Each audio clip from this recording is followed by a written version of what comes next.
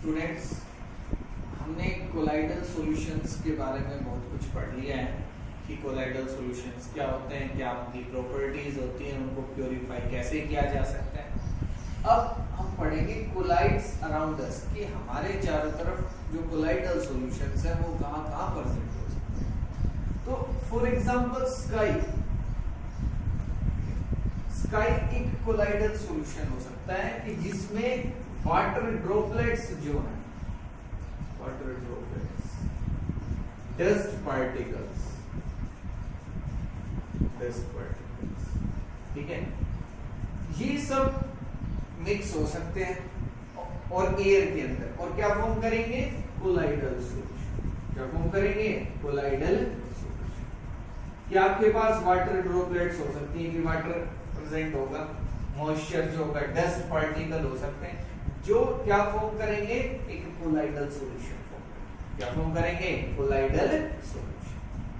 तो इसी वजह से देखो, अब हमें जो स्काई है उसका कलर ब्लू इसलिए दिखाई देता है कि उसमें जो ड्रॉपलेट, जो वाटर ड्रॉपलेट्स, जो सस्पेंडेड जो पार्टिकल्स हैं वो क्या करते हैं, लाइट को स्कैटर कर देते हैं। कोलाइडल सॉल्यूशन में तो लाइट स्कैटर होती है, और स्कैटर होने के बाद हमने कहा था कि उसका कलर डिपेंड करता है कि वो जो पार्टिकल है उसका साइज क्या है, किस तरीके से उस, और जो लाइट आ रही है उसकी वेवलेंथ क्या है, ये हमने पढ़ा था।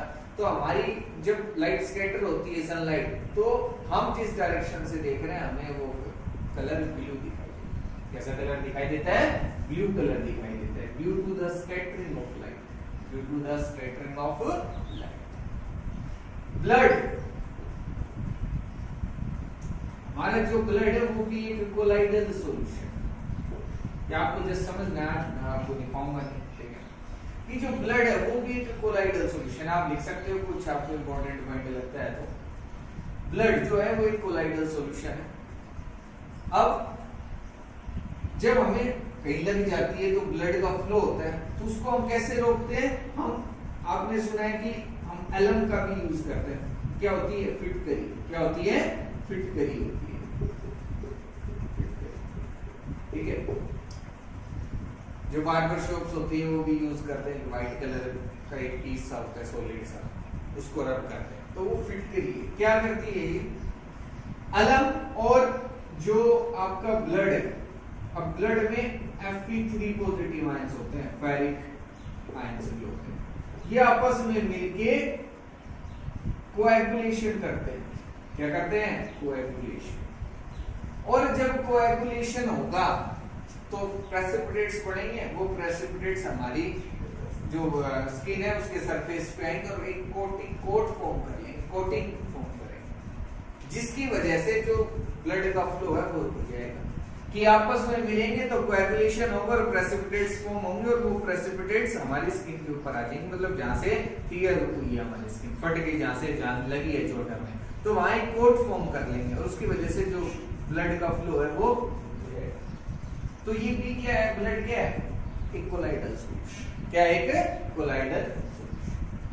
अगर मैं बात करूं डेल्टा, डेल्टा फॉर्मेशन, ये बहुत इंपॉर्टेंट है। डेल्टा फॉर्मेशन जो है ना, क्या होता है, डेल्टा जो जब रिवर जो है सी वाटर से जो मिलती है ना, तो वहां बहुत सारे स्टोन्स, मिट्टी, बहुत कुछ इकट्ठा हो जाता है, वो डेल्टा होता है, उसको हम डेल्टा बोलते हैं, ठीक है। The meeting of river and sea water is delta, कि वहां डेल्टा फॉर्मेशन होता है, बहुत सारे पार्टिकल्स हैं वहां इकट्ठे हो जाते हैं, स्टोन्स हैं। वो ऐसा क्यों होता है, ऐसा नहीं है कि वहां जो स्पीड है वो स्लो हो गई कि इससे सभी पार्टिकल्स जो है वहां से टच डाउन हो गए, ऐसा नहीं है। उसके पीछे बहुत ही हम रीजन पढ़ेंगे साइंटिफिक। क्या है कि जो आपकी रिवर है ना, वो एक कोलाइडल सॉल्यूशन होता है, कोलाइडल सॉल्यूशन होता है उसमें, कि जो डस्ट पार्टिकल्स हैं, स्टोन पार्टिकल्स हैं, उसके अंदर मिक्स होके और एक सस्पेंडेड, एक आप कह सकते हैं कि कोलाइडल सॉल्यूशन फॉर्म करते हैं। अब ये कोलाइडल आपने अब पढ़ा है कि कोएगुलेशन कैसे हो सकता है। कोएगुलेशन हम कर सकते हैं कि इलेक्ट्रोलाइट अगर हम ऐड करते हैं तो कोएगुलेट हो जाएगा जो कोलाइडल सॉल्यूशन है। तो हमारे पास जो रिवर वाटर है, जो रिवर में जो वाटर फ्लो कर रहा है वो एक कोलाइडल सॉल्यूशन है, और जब ये वाटर सी वाटर के साथ जाके मिक्स होगा तो सी वाटर में तो बहुत सारे साल्ट्स हैं जो इलेक्ट्रोलाइट की तरह बिहेव करेंगे, इसकी तरह बिहेव करेंगे इलेक्ट्रोलाइट की। और जब इलेक्ट्रोलाइट और कोलाइडल सॉल्यूशन आपस में मिक्स होंगे तो क्या फॉर्म होंगे? प्रेसिपिटेट्स। क्या फॉर्म होंगे? प्रेसिपिटेट्स। कि प्रेसिपिटेशन हो जाएगा, कोएगुलेशन हो जाएगा, उसमें जो पार्टिकल्स हैं वो सेटल डाउन हो जाते हैं, जिससे डेल्टा फॉर्मेशन होता है। क्या फॉर्म होता है? Delta formation. ठीक है। इंडिया में बहुत फेमस है सुंदरबंस, डेल्टा बहुत फेमस है, आपने सुना होगा। देखे ना कि जो डेल्टा है, अब मैं उसके पीछे रीजन आपको बता दिया कि क्या रीजन होता है।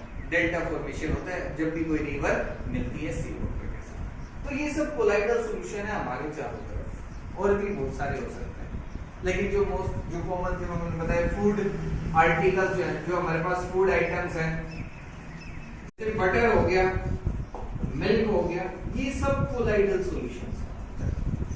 ये सभी क्या है? कोलाइडल सॉल्यूशन है, जो हमारे चारों तरफ प्रेजेंट होते हैं। बहुत सारे मैंने बता दिया, ठीक है, और भी हो सकते हैं। तो इस तरीके से हमने पढ़ा है कि कोलाइड अराउंड कि कौन कौन से कोलाइडल सॉल्यूशन है जो हमारे चारों तरफ प्रेजेंट हो सकते हैं। आपको पता होना चाहिए, आपकी बुक में और भी अच्छे से दे रखा है, आप पढ़ सकते हो उसको। जो मोस्ट कॉमन थे, जो आपको पता होना चाहिए, तो वो मैंने आपको बताया। ठीक है। अब हम पढ़ेंगे एप्लीकेशंस कि कोलाइडल जो सॉल्यूशंस हैं इनकी एप्लीकेशंस क्या है, वो हम पढ़ेंगे। फर्स्ट एप्लीकेशन है हमारे पास electrical precipitation of smoke. Electrical precipitation of smoke. Smoke क्या है हमारे पास? Smoke is a colloidal solution. Smoke is a colloidal solution in which carbon particles are present in air. It means air is dispersion medium. Air क्या आपके पास? Dispersion medium. और carbon particles क्या आपके पास? डिस्पर्स फेज के particles. ठीक है। तो एक कोलाइडल सॉल्यूशन होता है। अब क्या होता है कि जो फैक्ट्रीज हैं जहां चिमनी में से स्मोक जो है वो रिलीज करते हैं, जब वो गैसेस को, कोई भी गैस है जब उसको रिलीज करते हैं तो उसमें कार्बन पार्टिकल्स भी होते हैं। अब उन कार्बन पार्टिकल्स को हमें एयर में जाने से रोकना है, एटमॉस्फेयर में जाने से रोकना है, क्योंकि जितने एटमॉस्फेयर में जाएंगे उतने हार्मफुल रहेंगे हमारे। ठीक है। तो उसको हम कैसे रोकते हैं कि हम एक कोटरेल स्मोक प्रेसिपिटेटर का यूज करते हैं। इसको क्या बोलते हैं हम?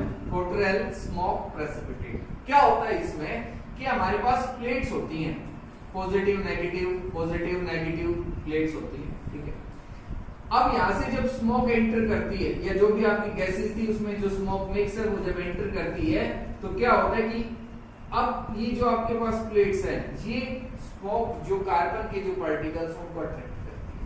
हमने पढ़ा है कि कोलाइडल पार्टिकल्स कैरी पॉजिटिव और नेगेटिव चार्ज। उन पे कैसा चार्ज होता है? पॉजिटिव चार्ज होता है या नेगेटिव चार्ज होता है। तो जब यहां से वो पार्टिकल्स मूव करेंगे तो ये आपके पास पॉजिटिव और नेगेटिव प्लेट्स हैं, तो जिन पे पॉजिटिव चार्ज होगा वो तो कहां अटैच हो जाएंगे? पॉजिटिव प्लेट पे। और जिन पे पॉजिटिव चार्ज होगा वो कहां अटैच हो जाएंगे? नेगेटिव प्लेट पे। मतलब अपोजिट प्लेट की तरफ जो पार्टिकल्स है वो अट्रैक्ट होंगे और यही रुक जाएंगे। और आपकी जो गैस रिलीज होगी it is free from carbon particles. और ये किससे फ्री होगी? कार्बन पार्टिकल से फ्री होगी। तो एयर में जो कार्बन पार्टिकल्स हैं वो मिनिमम अमाउंट में कुछ आ जाएंगे, लेकिन बहुत ही कम पार्टिकल्स हैं। ठीक है। तो ये फर्स्ट एप्लीकेशन थी, that is electrical precipitation of smoke. ये आपको समझ में आ गया होगा। नेक्स्ट एप्लीकेशन क्या है वो देखते हैं। नेक्स्ट एप्लीकेशन की अगर हम बात करें तो वो है प्यूरिफिकेशन ऑफ ड्रिंकिंग वाटर। कि जो ड्रिंकिंग वाटर है उनको प्यूरिफाई करने के लिए हम क्या करते हैं? एलम का यूज करते हैं। तो ये एक एप्लीकेशन है कोलाइडल सॉल्यूशन की, कि जो हम जो natural water obtained from river, ponds, etc. Lake से जो हम वाटर ऑब्टेन करते हैं, it is colloidal in nature, it is colloidal in nature, in which suspended particles are present in water, which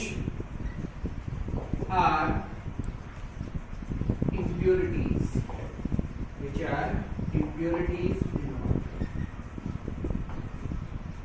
हमारे पास जो वाटर ऑब्टेन हम करते हैं नेचुरल रिसोर्सेज से, वो कैसा होता है, कोलाइडल नेचर का होता है, उसके अंदर सस्पेंडेड इंप्योरिटीज प्रेजेंट होती है, सस्पेंडेड पार्टिकल्स प्रेजेंट होते हैं, और ये जो सस्पेंडेड पार्टिकल्स है ये सब इंप्योरिटी, ये सब क्या है, इंप्योरिटीज। अब इन इंप्योरिटीज को हम कैसे रिमूव करें, इनका अगर मैं कोएगुलेशन कर दूं, क्या कर दूं, कोएगुलेशन, प्रेसिपिटेशन कर दूं, तो ऐसा हो सकता है। तो हम कोएगुलेशन कैसे करेंगे, इसके अंदर जो वाटर है इसके अंदर मैं अलम ऐड कर दूंगा, क्या ऐड कर दूंगा, इससे क्या होगा कि ये जो अलम है ये प्रेसिपिटेशन क्रिएट कॉज करेगा, क्या कॉज करेगा, प्रेसिपिटेशन। सस्पेंडेड जो पार्टिकल्स हैं उनका कोएगुलेशन कर देगा और वो बॉटम में सेटल डाउन हो जाएगा, और जब वो बॉटम में सेटल डाउन हो गए तो जो ऊपर का जो पानी है वो साफ हो गया, उसको अब हम ड्रिंकिंग पर्पस के लिए यूज कर सकते हैं। तो ये एक एप्लीकेशन है कोलाइडल सॉल्यूशंस। इसकी एप्लीकेशन है कोलाइडल सॉल्यूशंस, क्योंकि हम इंप्योरिटीज जो सस्पेंडेड पार्टिकल्स प्रेजेंट होंगे वाटर में उनको हम कैसे रिमूव करें, तो इस तरीके से हम कर सकते हैं। नेक्स्ट क्या एप्लीकेशन है वो देखते हैं। टैनिंग, टैनिंग मींस हम जो लेदर है जो आपके यूज किया जाता है शूज फॉर्म करने के लिए, डिफरेंट ऑब्जेक्ट्स को फॉर्म करने के लिए जो लेदर होता है उसको हार्ड बनाने के लिए हम एक जो प्रोसेस होता है वो होता है टैनिंग, वो क्या होता है, टैनिंग। अब ये कैसे रिलेटेड है कोलाइडल सॉल्यूशन से वो देखते हैं कि जो एनिमल हाइड होता है, एनिमल हाइड मतलब एनिमल की जो स्किन से जो हम लेदर फॉर्म करते हैं ना, जो हम एनिमल स्किन जो यूज करते हैं उसको एनिमल हाइड बोला जाता है, क्या बोला जाता है, hide. It is colloidal in nature, it is colloidal in nature and it contains positively charged particles, positively charged particles, और इसके अंदर positively charged particles होते हैं। तो अब इसको हार्ड कैसे बनाएंगे, we add tannin, एक सब्सटेंस होता है tannin जो कोएगुलेशन करता है, क्या करता है, कोएगुलेशन करता है। जो आपके पास एनिमल हाइड होता है, ये जो कोलाइडल सॉल्यूशन है ना इसका कोएगुलेशन करता है, तो ये सब्सटेंस होता है टैनिन, ठीक है। We add tannin in animal hide and it contains negatively charged particles, negatively charged particles, और इसके अंदर नेगेटिवली चार्ज्ड पार्टिकल्स होते हैं। We add tannin in animal hide due to which as a result coagulation takes place and leather becomes hard, and this process is known as tanning। और ये जो process होता है ये टैनिंग होता है। तो आपके पास ये भी एक कोलाइडल सॉल्यूशन है, उसी की एक एप्लीकेशन होगी कि हम अब इसको हार्ड कैसे बनाएं, तो हम जब तक कोलाइडल सॉल्यूशंस नहीं पढ़ेंगे हम इसको नहीं कर सकते, ठीक है। नेक्स्ट एप्लीकेशन क्या है वो देखते हैं। और एप्लीकेशंस की अगर हम बात करें तो जो मेडिसिन्स हैं, most of the medicines are colloidal solutions, क्यों हमारी जो ये सिरप्स आती हैं, जो पीने की जो दवाई होती है वो मोस्टली कोलाइडल सॉल्यूशंस है। तो मेडिसिन्स में भी कोलाइडल सॉल्यूशंस का बहुत इंपॉर्टेंस है। क्लीनिजिंग एक्शन ऑफ सोप, की जो सोप है उसका क्लीनिजिंग एक्शन कैसे है, वो भी कोलाइडल सॉल्यूशन पे बेस आपने पढ़ा है कि मिसल फॉर्मेशन होता है। क्या फॉर्म होता है, मिसल फॉर्मेशन, और वो जो आपकी इंप्योरिटीज हैं, जो भी डस्ट पार्टिकल्स हैं, उनको रिमूव करने के लिए यूज होता है।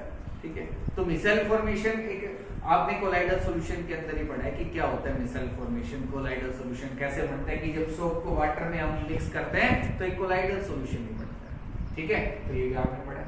रबर इंडस्ट्री, रबर इंडस्ट्री में भी कोलाइडल सॉल्यूशन का ही यूज है कि आप जो रबर है ना वो हम लेटेक्स से ऑब्टेन करते हैं। Latex is a colloidal solution, is a colloidal solution of rubber.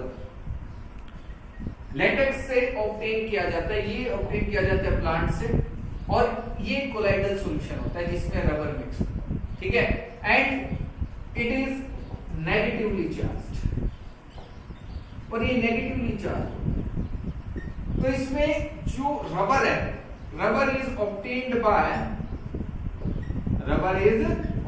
Bye coagulation of latex, coagulation of latex. कि लेटेक्स का जब हम कोएगुलेशन कर देंगे तो हम किसको ऑब्टेन कर सकते हैं, रबर को ऑब्टेन कर सकते हैं। किसको ऑब्टेन कर सकते हैं, रबर।